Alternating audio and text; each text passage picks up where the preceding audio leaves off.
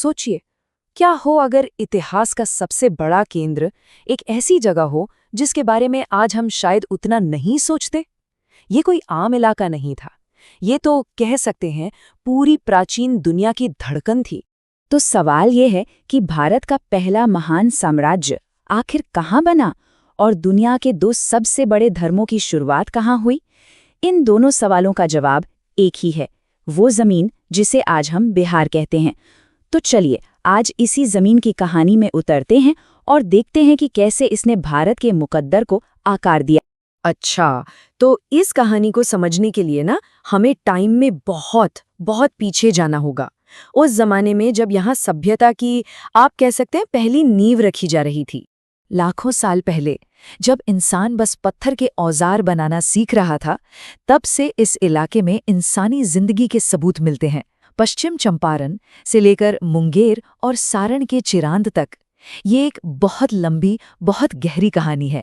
ये कहानी हमें सीधे उस दौर में ले जाती है जब यहाँ बड़े बड़े राज्यों का दौर शुरू होने ही वाला था। तो 6वीं शताब्दी ईसा पूर्व तक माहौल कैसा था? सोचिए, पूरा नॉर्थ इंडिया 16 पावरफुल किंगडम्स में बटा हुआ था। हर कोई दूसरे से बड़ा बनना चाहता था, दूसरे पे कब्जा करना चाहता था। मतलब एक तरह की पॉलिटिकल चेस चल रही थी। और इसी चेस बोर्ड पर एक ऐसा प्लेयर आने वाला था जो इस पूरे खेल को ही बदल देने वाला था। तो इन 16 महाजनपदों में से ही एक था मगध। अब देखिए, इसकी लोकेशन तो स्ट्रैटेजिक थी ही, लेकिन इसकी असली सुपर पावर कुछ और थी। वो थे लोहे के भंडार। सोचिए, उस जमाने में लोहा होना मतलब आज के जमाने में तेल के कुएं होना। मतलब सबसे बेस्ट हथियार, सबसे बेस्ट औजार, सब आपके पास। और इसी पावर के दम पर मगध अब सबका बॉस बनने को तैयार था।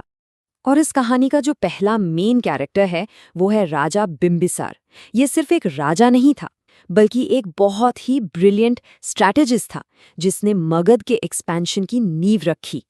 बिंबिसार का तरीका बड़ा कमाल का था। उसने सिर्फ लड़ाई पर भरोसा नहीं किया, उसकी स्ट्रैटेजी 3 तरफा थी। पहला, उसने अंग को जंग में हराकर अपनी मिलिट्री पावर दिखा दी। दूसरा, उसने कोसल और वज्जी जैसे पावरफुल राज्यों में शादी करके उन्हें दोस्त बना लिया, जिससे उसकी बॉर्डर सिक्योर हो गई। और तीसरा, जब उसका दुश्मन अवंतिका राजा प्रद्योत बीमार पड़ा तो उसने अपना सबसे अच्छा डॉक्टर जीवक उसके इलाज के लिए भेज दिया। मतलब क्या कमाल की डिप्लोमेसी थी। अच्छा, बिंबिसार के बाद गद्दी पर आया उसका बेटा अजातशत्रु, और वो अपने पिता से भी ज्यादा एम्बिशियस था। उसकी नजर थी उस वक्त के सबसे ताकतवर गणराज्य वज्जी संघ पर। और ये कोई छोटी मोटी लड़ाई नहीं थी, ये जंग पूरे 16 साल चली। तो सवाल ये है कि अजातशत्रु आखिर 16 साल बाद जीता कैसे? जवाब है टेक्नोलॉजी। उसने उस जमाने के सबसे एडवांस्ड मिलिट्री वेपन्स इस्तेमाल किए। एक था महाशिला कंटक, आप इसे उस दौर की तोप समझ सकते हैं, जो बड़े बड़े पत्थर फेंककर दुश्मन के किले तोड़ देती थी। और दूसरा था रथमूसिल। ये तो समझ लीजिए एक तरह का एंशिएंट बैटल टैंक था, एक ऐसा रथ जिसमें धारदार ब्लेड लगे होते हैं, जो दुश्मन की सेना के बीच से गुजरता तो उन्हें काटता हुआ निकल जाता था। अब देखिए, एक तरफ तो मगध पॉलिटिकली पूरे भारत पर छा रहा था, लेकिन उसी जमीन पर उसी वक्त एक और रेवोल्यूशन चल रहा था। और ये क्रांति तलवारों की नहीं, बल्कि सोच की, विचारों की थी। देखिए, समाज बदल रहा था, लोग पुरानी मान्यताओं पर सवाल उठा रहे थे। और इसी माहौल में 2 राजकुमारों ने अपने महल, अपना राजपाट सब कुछ छोड़ दिया। क्यों?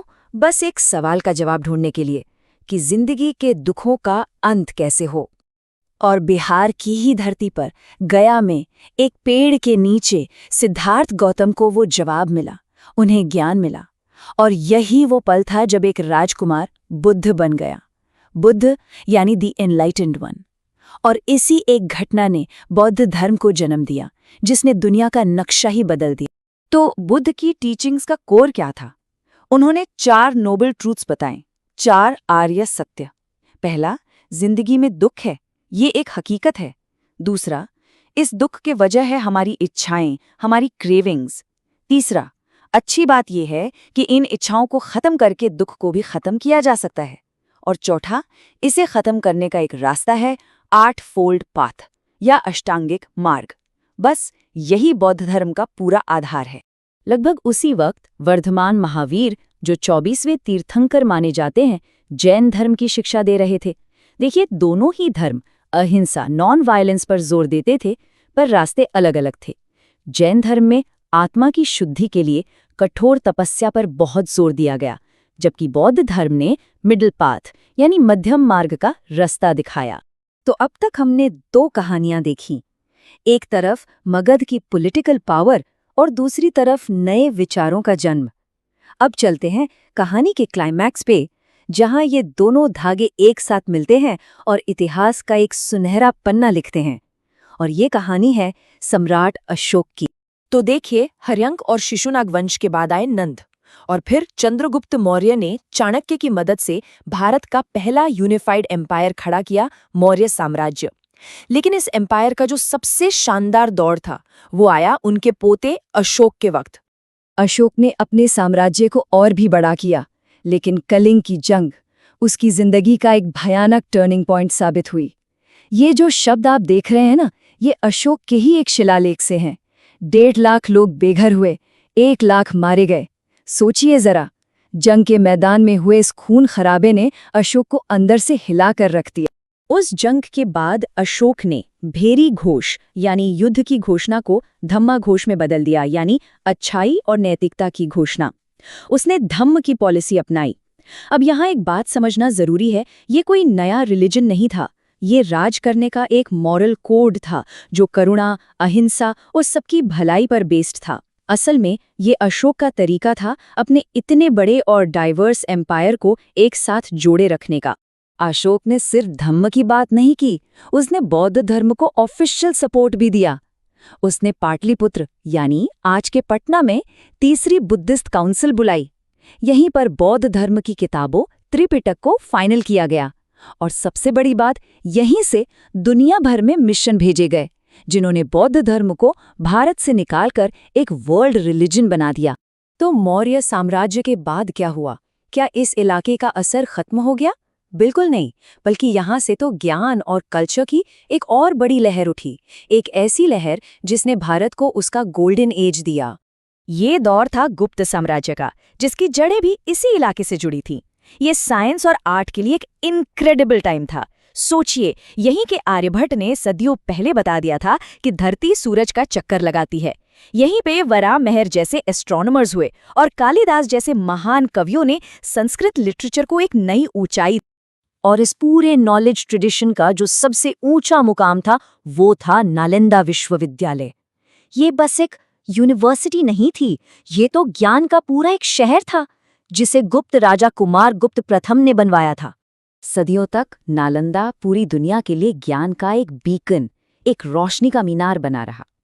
तिब्बत, चीन, फारस, कहाँ-कहाँ से लोग यहाँ फिलॉसफी, मेडिसिन और मैथ्स पढ़ने आते थे। नालंदा इस बात का सबसे बड़ा सबूत है कि ये धरती सिर्फ साम्राज्यों की नहीं, बल्कि ज्ञान की भी जन्मभूमि थी, जो पूरी दुनिया को रास्ता दिखा रही।